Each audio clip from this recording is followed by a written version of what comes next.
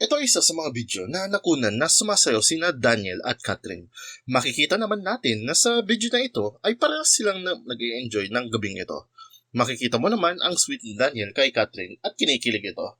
Siguro naman sa lahat ng mga taong naniniwala na break na sila, sapat na siguro ang video na ito para patunayan na stay strong pa din silang dalawa. Yung mga bitter talaga dyan, may masabi lang.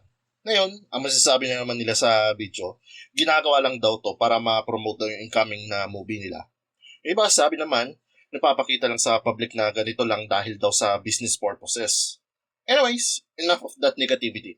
Sa kabila ng mga negatibong comments, ay tuwang-tuwa ang lahat ng mga fans ng Katniel. Isa sa mga comment nila ay ang mga sumusunod. Tulungan niyo daw yung isang nag-comment dahil hindi daw makahinga. Naku ate, magpa-doktor ka na. Baka inaatake ka na naman ng hika mo. Next comment. Eto na ang liwanag. Team Kilig. Oh my God, nagsasayaw Katniel. Caps lock todo si ate ha. Next comment. Okay, nakahinga na ako ng maluwag. Siya ba yung inatake kanina? At ayun lang ang last comment. I'm glad na okay naman lahat at mukhang crystal clear na goods ang relationship ni na Katniel. Anyways, yan ang balita ko sa ngayon. Ito si JB Showbiz Reporter.